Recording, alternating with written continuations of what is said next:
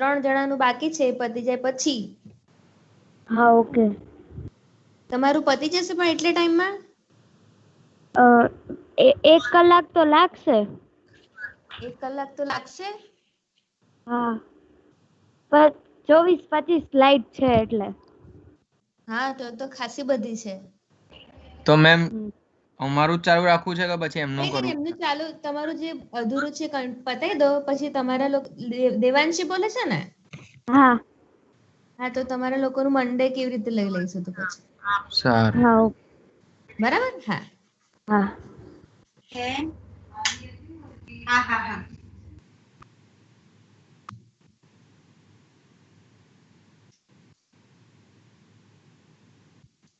ઉદય ઓલો વિડિયો ચાલુ કરી દે ને પહેલા.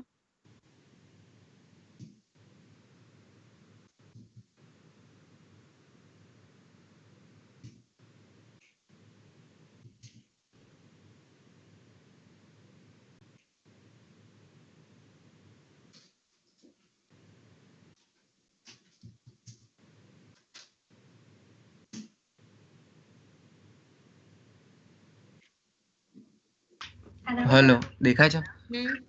હા, દેખાય છે. હા, ઓકે.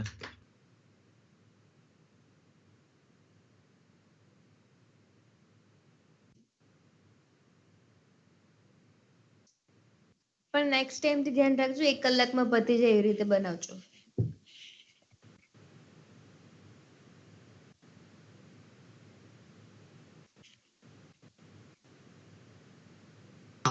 ઉદય અવાજ નથી આવતો.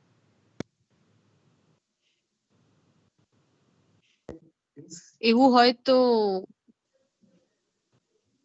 તમે શું કે વિડિયો શેર કરો છો એમાં કેવી રીતે આવે છે અવાજ? હું શેર કરું છું તો નથી આવતું. તમે શું કરો છો? મારામાંથી અવાજ મેમ આવ્યો જ્યારે કરવાનો ઓપ્શન મેમ હમણાં આવ્યો તો મારામાંથી અવાજ? ના. ઓકે, તો હવે એ મારે કરવું પડશે કે એક્ટિવ. બરાબર. હા, ઇન્ક્લુડ કોમ્પ્યુટર સાઉન્ડ કે લેપટોપ સાઉન્ડ કરીશ ને તો એવો ઓપ્શન ઉપર બતાવશે એમાં. સ્ટોપ પ્રેઝન્ટિંગ કરીને ફરી પ્રેઝન્ટ કરતો થઈ જશે. એવું? અમારે એમ તો નહીં.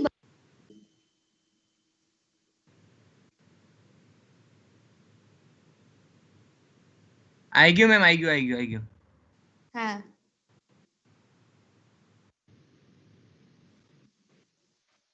Satellites are both talking to each other.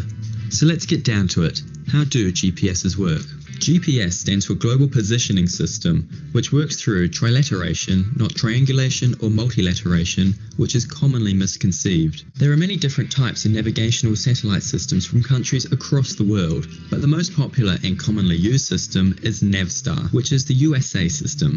There are, however, Russian, Indian, Chinese and European equivalent systems, although the Indian and Chinese systems sit in a geosynchronous orbit above their countries, which means they are not worldwide systems. The Navstar system, which is simply referred to as GPS, is what we will be focusing more on, although most phones and devices tend to have the capabilities to use both GPS and GLONASS. GPS satellites are set up in such a way that from almost anywhere on the surface of Earth, you should have a direct line of sight of at least 4 GPS satellites. This is quite important on the basis that GPS point positioning requires at least 4 satellites to calculate 3 position coordinates and the clock deviation. As GPS units are receivers, there needs to be something sending some sort of signal to devices such as your phone to receive. Each GPS satellite broadcasts a navigational message towards Earth which contains an extremely accurate timestamp, which is obtained through an atomic clock which is on board these satellites. And the satellites also broadcast their position at the time of broadcast, with all GPS signals broadcasting at 1.5752 GHz and 1.2276 GHz. These 2 bits of information allow you to work out your position on Earth. With these satellites all sending exceptionally accurate time down to Earth, your phone or GPS receiver can compare the difference of time between when the signal was sent to when it was received to work out the distance between you and the satellite. By multiplying this time difference with the speed of light, as the signal is sent at the speed of light, you can begin to get the distance away you are from that satellite. As these satellites are also sending whereabouts they are, you can begin to draw spheres around the satellites, with you being somewhere on the outer border of that sphere. As we introduce more GPS satellites into the mix, we begin to get closer to where we are. By calculating the time differences between these satellites, we move from having no idea where we are to being able to pinpoint where we are, typically down to 5 to 10 meters on average, with the potential error being around 15 meters. There are a lot of factors which escalate the potential error, but the most significant is due to the ionosphere, a part of the upper atmosphere extending from 60 kilometers to 2,000 kilometers, where free electrons occur frequently enough to have an appreciable influence on the proportion of electromagnetic waves passing through this layer. This error is substantially smaller when satellites are directly overhead, compared to being larger the closer the satellites are to the horizon relative to you, as the path between you and the GPS satellites goes through more of the atmosphere compared to being directly overhead. Even things such as small variations in the atomic clocks found on board these satellites can cause major errors. A clock error of 1 nanosecond can translate to a 1 foot or 30 centimeter miscalculation. Then the theory of relativity kicks in, with the atomic clocks ticking ever so slightly slower than clocks which are stationary on the ground, which translates into a 7 microsecond a day delay. General relativity then also kicks in, with the effect of the gravitational frequency shift being far greater than the 7 microsecond per day delay due to the velocity relative to Earth. As the theory states that a clock which is closer to a massive object will be slower than a clock further away, the atomic clocks on board the GPSs are faster.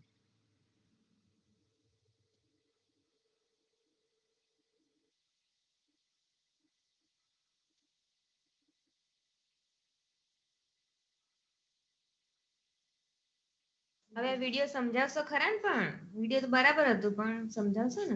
હા ma'am, એ જ બધી slide આવશે હવે વિડીયોમાં જે હા, હા, બધું સારું, હતું ને સારું. એના રિલેટેડ.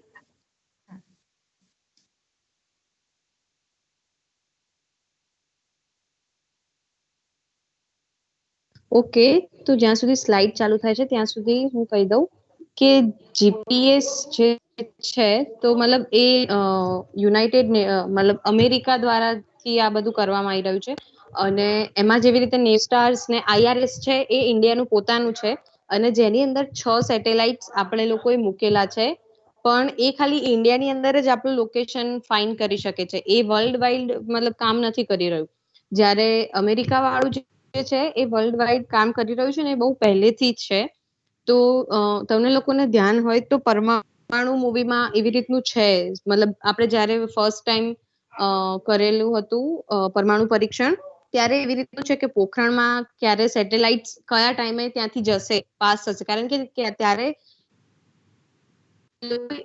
સેટેલાઇટ મૂક્યા કે એ લોકો 24 કલાક એમને ખબર પડી શકે કે કઈ જગ્યાએ શું થઈ રહ્યું છે.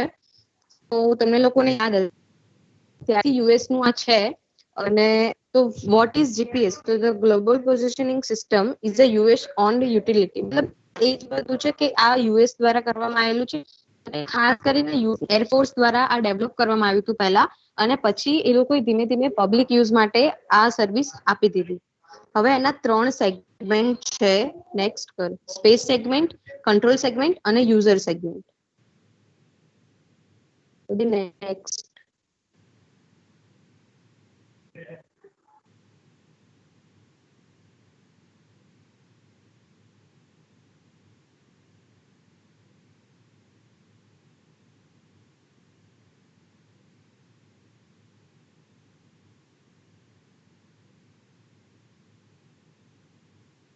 ઉદય,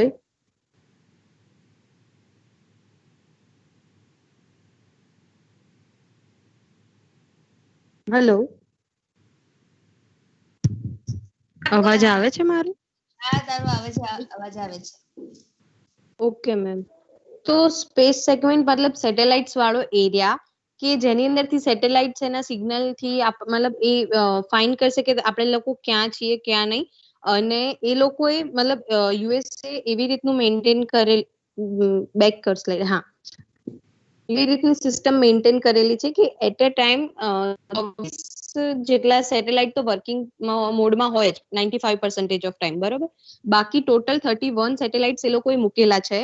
અને હવે જે આ કોન્સ્ટેલેશન વાળો જે પ્રોસેસ છે કે એ કઈ રીતે રેડિયો સિગ્નલ યુઝર સુધી જાય છે, તો એ વાળું આપણે જોઈએ સ્પેસ સેગમેન્ટની અંદર.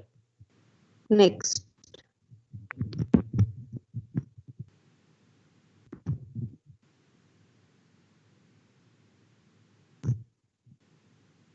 ઓકે, તો એ અંદર મતલબ એ સેટેલાઇટ્સ છે ને આ જે મીડિયમ છે ને ત્યાં એટલા આલ્ટિટ્યુડ ઉપર એ લોકો રાખે છે, જેનું ડિસ્ટન્સ બી આપણને આપેલું છે 20,200 કિલોમીટર. અને એ બધા જે એવી રીતના સ્લોટ એમાં રાખેલા છે કે ટોટલ એક ટાઈમે ધારો કે કોઈ બી માણસનું તમારે લોકેશન જોઈએ છે તો એટલીસ્ટ 4 સેટેલાઇટ એના કોન્ટેક્ટમાં હોઈ શકે, એવી રીતનું એ લોકોની સેટેલાઇટની સિસ્ટમ એ લોકોએ રાખેલી છે. તો મતલબ ટ્રાયંગ્યુલેશનમાં આપણે જોયું ને કે ધારો કે કોઈ બી માણસનું લોકેશન આપણે જોઈતું હોય છે તો 3 સેટેલાઇટ્સ થી તમને શકે, પણ સેટેલાઇટ બી જો હશે ને તો તમને વધારે આ બસ એના માટે જ છે કે અને આમાં એ લોકોએ મૂકેલું છે કે ક્યારે એમને સૌથી છેલ્લો વાળો સેટેલાઇટ મૂકેલો છે સક્સેસફુલી. બસ આમાં એટલું જ છે. હવે એ અરેન્જમેન્ટ કઈ રીતની છે એ તમને નેક્સ્ટ સ્લાઇડમાં બતાડીએ. નેક્સ્ટ આ મોસ્ટલી આવી રીતની એમની છે આખી સિસ્ટમ કે જેની અંદરથી એટલે મતલબ આપણે જ્યારે બી કોઈ બી વસ્તુનું લોકેશન જોવું હોય ને તો આપણને મળી શકે આનાથી ઇઝીલી. નેક્સ્ટ હવે કંટ્રોલ સિસ્ટમ એ અર્થ ઉપર હશે, કોઈ બી એક જગ્યાએ મતલબ અલગ અલગ જગ્યાએ એ લોકોએ પોઈન્ટ રાખેલા છે કે જે એના જે બી સિગ્નલ આવતા હોય એમાંથી એરર ના થાય જનરલી, કાં તો ઓછી એરર થાય એના માટેના કંટ્રોલ સેગમેન્ટ મતલબ એ કંટ્રોલ સિસ્ટમ ત્યાં વર્ક કરે છે. તો જેનાથી લોકો એ સેટેલાઇટ્સને મતલબ સેટેલાઇટ જોડે કનેક્ટ કરીને એ લોકો એવી રીતનું રાખેલું છે. તો હવે એ કઈ જગ્યાએ છે, આપણે અત્યારે યુએસ માટે જ કન્સિડર કરી રહ્યા છીએ એની સિસ્ટમ માટે. સો નેક્સ્ટ કે ક્યાં ક્યાં છે એ બધી મોનિટરિંગ સાઇટ્સ સેટેલાઇટ્સની. તો આ બધી મતલબ એની સાઇટ્સ ને એવી રીતનું છે. સાંભળો, જે પ્રિન્સિપાલ છે એ દરેક માટે કોમન છે. જે તું વારે ઘડીઓ કહે છે ને કે આપણે યુએસએ માટે કન્સિડર કરી રહ્યા છીએ, તો global navigation satellite system is the common term two which describe the principal of the GPS. બરાબર? પણ નામ જીપીએસ આપણે આપ્યું છે યુએસએ. બરાબર છે? હા મેમ, હું પ્રિન્સિપલની વાત નથી કરી રહી, જે આ કંટ્રોલ સેગમેન્ટ એ લોકોએ રાખેલા છે ને એ આઈ થિંક કંટ્રોલ સેગમેન્ટ બધા માટે આવે, પણ તું જે ડિસ્ક્રાઇબ કરે છે એ યુએસએ ના છે, એવું કે છે ને? હા હા હા હા, ઓકે, હા, તો બરાબર. હા હા. હવે યુઝર સેગમેન્ટ નેક્સ્ટ કર.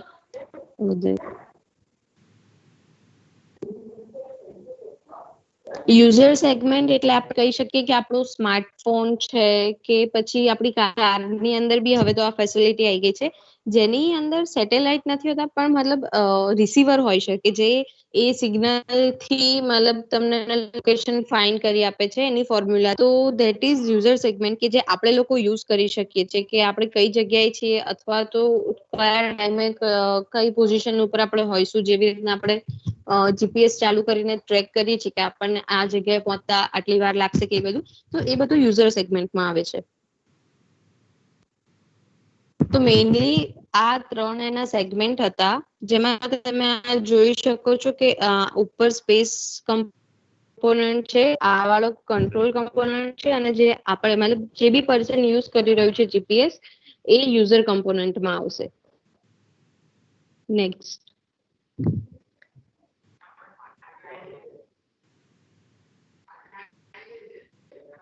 સો વર્કિંગ પ્રિન્સિપાલ ઓફ જીપ. તો જેવી રીતે વિડીયોમાં બતાવેલું હતું તમને લોકોને કે ધારો કે એક પર્સન કોઈ જગ્યાએ ઉભો છે, તો એ જે સેટેલાઇટ સૌથી નજીકનો જે બી એનો સેટેલાઇટ હશે તો એની રેડિયસ લઈને ધારો કે આપણે એક સર્કલ દોરીએ છીએ, પછી એવી જ રીતના એની બાજુમાં છે તો એવી રીતના તમે 3 સેટેલાઇટ્સ નું કોમ્બિનેશન કરશો ને તો તમને એક્ઝેક્ટ પોઈન્ટ મળશે કે એક્ઝેક્ટલી ક્યાં છે, મતલબ એક્યુરેસી તમને એટલી સારી મળી શકે. અને જો તમે 4th સેટેલાઇટ બી યુઝ કરો છો તો તમને મતલબ એમાં તમારી એરર બહુ ઓછી થઈ કે મતલબ a 4th satellite is used to confirm the target location of each of those space vehicles. તો આ એવી રીતના મતલબ જનરલી વર્ક કરે છે કે સ્પેસ સિગ્નલ આવે એ કંટ્રોલ સિસ્ટમમાં જાય અને સેગમેન્ટ સુધી તમને મતલબ એ મેસેજ એવી રીતે જાય છે. અને એના માટે ઓછામાં ઓછા મતલબ કોઈ બી એક પર્સનના લોકેશન માટે 4 સેટેલાઇટના યુઝ થઈ શકે છે.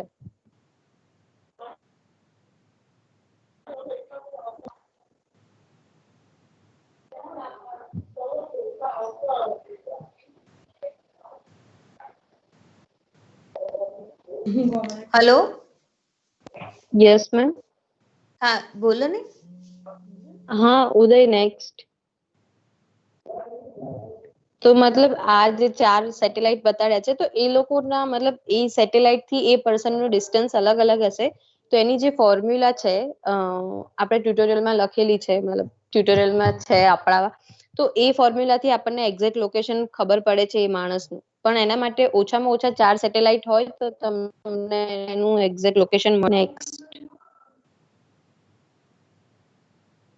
હવે ડિફરન્શિયલ જીપીએસ શું છે એ રુચા કન્ટિન્યુ કરશે. Thank you. ઓકે, સો સૌથી પહેલા આપણે જોઈએ કે ડિફરન્શિયલ જીપીએસ છે એનો આપણે યુઝ કેમ કરીએ છીએ.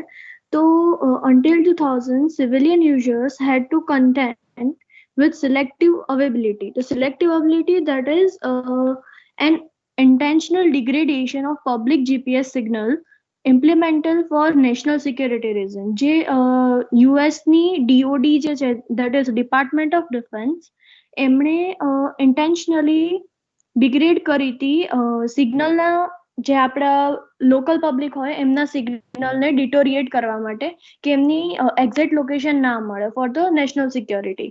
એને આપણે ઓળખીએ છીએ સિલેક્ટિવ અવેબિલિટી. તો એ જે ટાઈમિંગ એરર્સ છે એને હટાવવા માટે થઈને આપણે ડિફરન્શિયલ જીપીએસ અપ્લાય કરવાની જરૂર પડી હતી.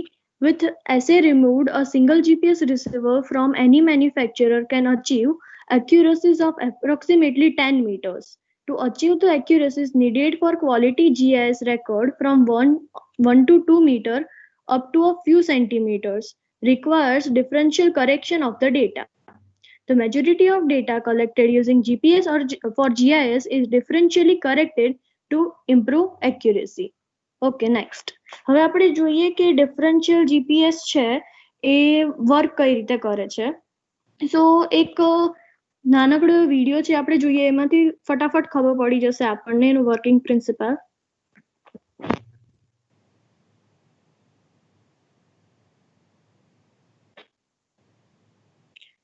તો જ્યાં સુધી વિડીયો પ્લે થાય ત્યાં સુધી હું તમને કહું કે એમના કેટલા કેટલા સેગમેન્ટ હોય છે. તો મેઇનલી જે જીપીએસનું આપણે આગળ વર્કિંગ પ્રિન્સિપલ જોયું એની જેવું જ હોય છે.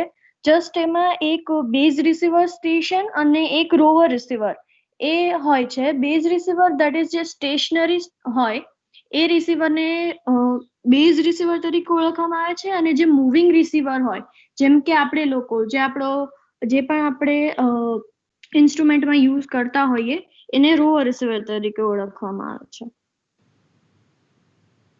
ઉદય, પ્લે કર video. GPS delivers highly accurate positional information to the airport nav system. The DGPS solution starts by surveying a known position on the airfield. A base station is then set directly at that known position. This base station has the ability to receive GNSS satellite signals like the mobile devices. The GNSS satellite signal contains positional errors within the signal, which decreases the positional accuracy and is represented here by the red dotted line.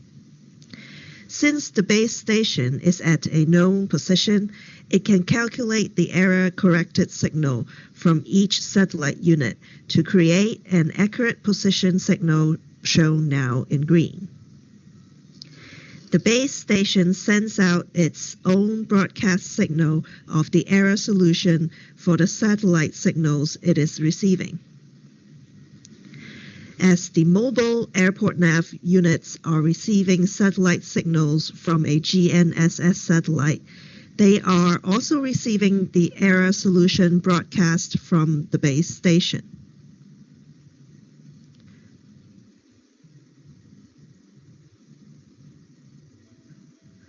This enables the mobile unit to apply the error solution to the signal and determine its accurate position in real time. This DGPS system works for all the GNSS satellites that are able to be received simultaneously. Okay, બંધ કરી દે હવે. તો જે આપણે એમાં જોયું કે rover receiver અને જે બેઝ રિસીવર હતું એમના વચ્ચેના જે ડિસ્ટન્સ હતું એને બેઝલાઇન તરીકે ઓળખવામાં આવે છે. એન્ડ જે જીએનએસએસ સિગ્નલ છે એ બંને રિસીવર જોડે કનેક્ટેડ હોય છે અને બંનેની લોકેશન એ મેજર કરે છે. પણ જે બેઝ રિસીવર છે એની લોકેશન નોન હોય છે અને જે રોવર રિસીવર હોય છે એની એરર જોડેની હોય છે.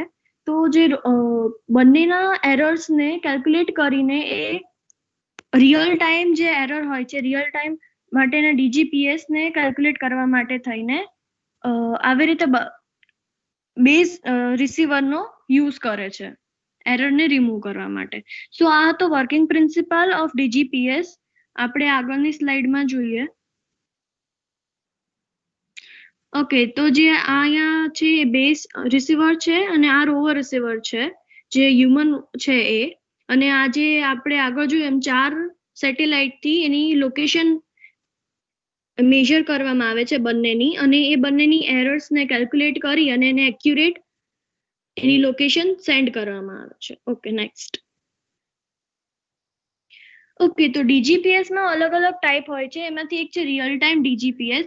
જે મેં કીધું કે આપણે જે રોવર રિસીવર હોય છે એમને એ જ ટાઈમે સેમ ટાઈમે એને એક્યુરેટ જોઈતી હોય લોકેશન, તો એ જે યુઝ થાય છે સિસ્ટમ એને રિયલ ટાઈમ ડીજીપીએસ તરીકે ઓળખવામાં આવે છે. અને એ રેડિયો સિગ્નલનો યુઝ કરે છે જે બેઝ રિસીવર અને રોવર રિસીવર વચ્ચે જે કમ્યુનિકેશન થાય છે એ રેડિયો સિગ્નલ થ્રુ થાય છે. અને એક જે બીજી ટાઈપનો ડીજીપીએસ છે દેટ ઇઝ પોસ્ટ પ્રોસેડ. તો એ જે ડીજીપીએસ છે એમાં ત્યાં રિયલ ટાઈમમાં યુઝ થતી નથી, મતલબ એ લોકોને પછી પાછળથી જોઈતી હોય છે ઇન્ફોર્મેશન. તો એના માટે અહીંયા બેઝ સ્ટેશન યુઝ નથી થતો to cut the cost. Okay, next. અને જે ડીજીપીએસ છે એ મેઇનલી એફિશિયન્ટ હોય છે for the couple of meter that is 1 to 5 in moving application. અને સ્ટેશનરી સિચ્યુએશન માટે ઇવન બેટરી એફિશિયન્ટ હોય છે. Okay, next. ઓકે, એરર્સ છે એ ખ્યાતિ સમજાવશે. Thank you. Okay, so my topic is errors of GPS. So there are mainly 5 errors. So first one is atmospheric errors, which is also known as the ionosphere and troposphere delays. Second one is signal multipath errors. આખા પ્રેઝન્ટેશનમાં કે GPS 2 ટાઈપના data use કરે, આલ્મનિક અને એફેમેરિસ. એનું તો ક્યાંય description આવ્યું નહીં. તમે બીજું બધું બોલ્યા પણ જે મેઇન વસ્તુ હતી એ જ નથી બોલતા. હું કારની રાહ જોઉં છું કે આ 2 શબ્દ ક્યાંક તો આવે છે. કે એરર્સ આવી ગઈ, પ્રિન્સિપાલ બી વધી ગયો, તો બી આ 2 વર્ડ્સ ના આવ્યા. એફેમેરિસ અને આલ્મનિક ડેટા સિવાય કશું ના ચાલે જીપીએસ માં. તો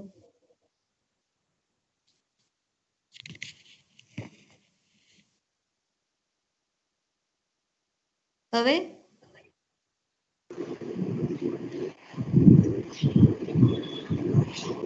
ચલો પ્રેઝન્ટ તો કરો અત્યારે. Okay, so third is satellite clock errors. Fourth is receiver clock errors, and the fifth one is ephemeris errors. This is also known as the optical errors. Next slide. And there are also 3 other errors, which is first one is the number of satellite visible, second is satellite geometry, and the third one is intentional degradation of satellite signal. So first error, atmospheric error.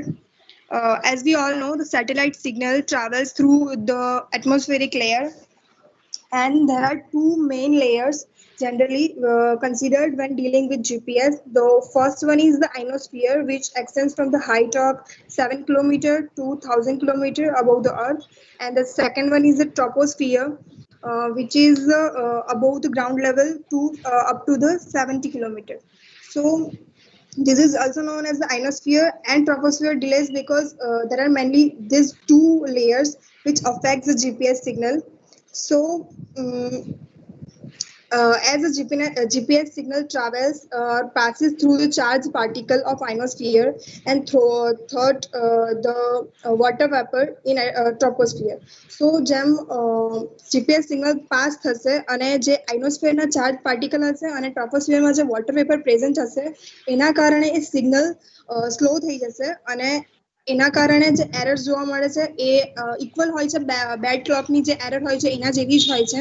તો આ error જે હોય છે એને atmospheric error કહેવામાં આવે છે અને એ એરરને અગર મિનિમાઇઝ કરવી હોય તો there are only one way કે એ જે વેપર પ્રેશર હોય છે યા ફિર ટેમ્પરેચર હોય છે એ મેઝર કરવામાં આવે છે અને એને એવા અપ્લાય કરવામાં આવે છે મેથેમેટિકલ મોડેલમાં કે એ કમ્પ્યુટ કરે અને એ જે ટ્રોપોસ્ફિયરમાં જે ડિલે થયો હોય છે જે ટાઈમનો એ મેઝર કરે જેથી આપણે એરર રિમૂવ કરી શકીએ.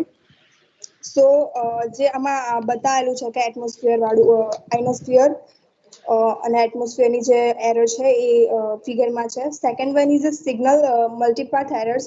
સો સિગ્નલ મલ્ટીપાથ એરરને આપણે જનરલી કહીએ તો અગર સિગ્નલ પાસ થતું હોય તો ડાયરેક્ટલી એ રિસીવરના એન્ટેનામાં જાય આપણને એવું લાગે છે બટ એવું નથી હોતું. ધારો કે અગર કોઈ આપણે આપણી લોકેશન માટે જીપીએસ સિગ્નલ યુઝ કરતા હોય અને વચ્ચે અગર કોઈ બિલ્ડિંગ આવી ગઈ યા ફિર એવું કંઈક આવી ગયો ઓબ્જેક્ટ કે જેના કારણે એ સિગ્નલ રિફ્લેક્ટ થઈ જાય છે અને એ રિફ્લેક્ટ થયા પછી એ લોંગ ટ્રાવેલ ટાઈમ થઈ જાય છે એનો તો એ જે સિગ્નલ હોય છે એ એન્ટેનામાં અગર રીચ થઈ જાય તો એ એરર થાય છે બીકોઝ એ જે રિયલ સિગ્નલ હોય છે એને પણ અફેક્ટ કરે છે અને આપણને જે ડેટા જોતો હોય છે એ એરર વાળો મળે છે. તો એ જે એરર થાય છે એને સિગ્નલ મલ્ટીપાથ એરર કહેવામાં આવે છે અને એને રિડ્યુસ કરવા માટે એ જે પાથ પેટર્ન હોય છે સિગ્નલની એ મેઝર કરે છે એ લોકો અને પછી એ લોકો એને કન્સિડર કરે છે minusing error. Third one is satellite clock error. So satellite also have some minor errors in the system, minor descriptions we can call it. So if 1 billionth of second मतलब કે 1 nanosecond નો પણ delay થાય અથવા તો 1 nanosecond ની પણ inaccuracy અગર satellite ક્લોકમાં જોવા મળે તો એ ડાયરેક્ટલી 30 સેન્ટીમીટરનો એરરમાં રિઝલ્ટ થાય છે બીકોઝ આપણને ખબર છે કે એ જે સ્પીડ હોય છે એ અને ટાઈમના મેઝરથી એ લોકો ડિસ્ટન્સ મેઝર કરે છે તો એ ડિસ્ટન્સમાં 30 સેન્ટીમીટરનો એરર આવે છે અગર 1 nanosecond નો પણ ઇનએક્યુરસી આવે તો અને second one is the fourth one is the receiver clock error. એ પણ આના જેવી સેમ હોય છે અને રિસીવર ક્લોક એરર જે હોય છે એને બીકોઝ વધારે એ જોવા મળે છે થોડી અક્યુરેટ છે because of the atomic clock પણ એમાં પણ એરર જોવા મળે છે બીકોઝ ઓફ એટોમિક ક્લોકનું વેઇટ બહુ વધારે હોય છે મોર દેન 20 kgs હોય છે અને એની કોસ્ટ પણ વધારે હોય છે $15,000 હોય છે અને એને એક્સટેન્સિવ કેર રિક્વાયર્ડ હોય છે અને ટેમ્પરેચર પણ એમાં કંટ્રોલ કરવું પડે છે. તો અગર ટેમ્પરેચરમાં પણ ડિફરન્સ આવી જાય તો એ ક્લોકમાં એરર્સ જોવા મળે છે અને ક્લોકમાં એરર્સના કારણે ડિસ્ટન્સમાં પણ એરર જોવા મળે છે. અને last one is the ephemeris error or the optical error. તો ઓપ્ટિકલ એરરમાં જે ઓર્બિટમાં હોય છે મતલબ કે ડેટા સમજ્યા વગર જ એરર આવી ગઈ નહીં હે ને?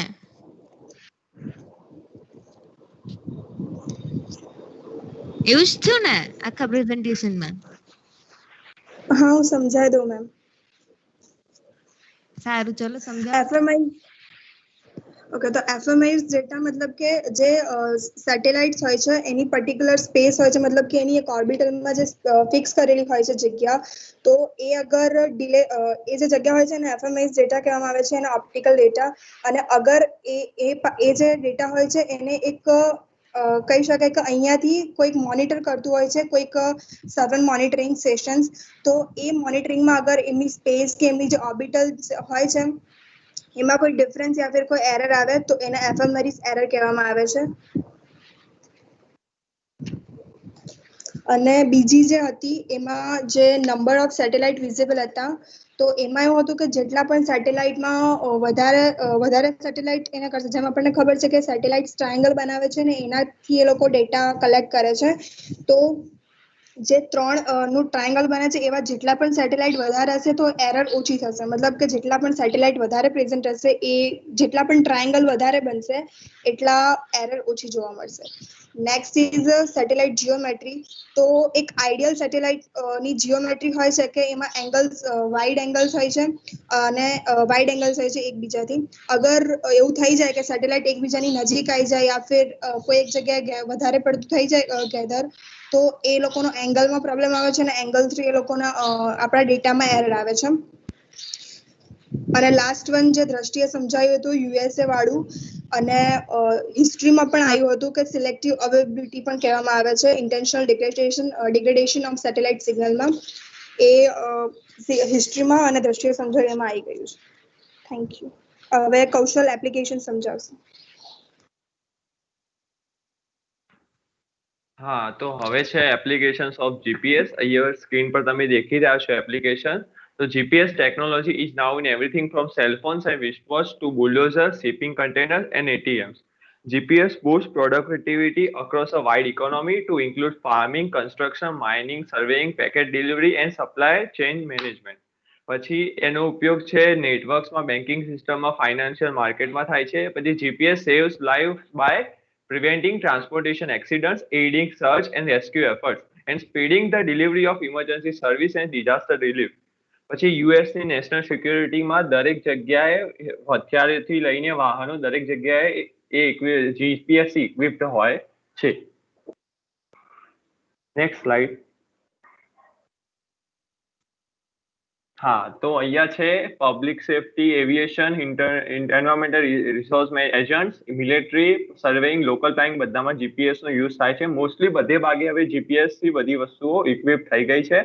પછી રિક્રિએશન, રેલ એપ્લિકેશનમાં મેન્ટેન ટ્રાફિકનું ફ્લો સ્મૂથ કરવા માટે એનો ઉપયોગ થાય છે. પછી બિઝનેસમાં, રોડ એપ્લિકેશન્સમાં speed, traffic and distance to destination માટે તેનો ઉપયોગ થાય છે. પછી સ્પેસ એપ્લિકેશનમાં શટલ નેવિગેટર માટે એનો ઉપયોગ થાય છે. પછી વેધર મોનિટરિંગ, વ્હીકલ ટ્રાવેલિંગ અને એગ્રીકલ્ચરમાં ફાર્મ પ્લાનિંગ, ફિલ્ડ મેપિંગ અને સોઇલ સેમ્પલિંગ માટે એનો ઉપયોગ થાય છે. Next complete.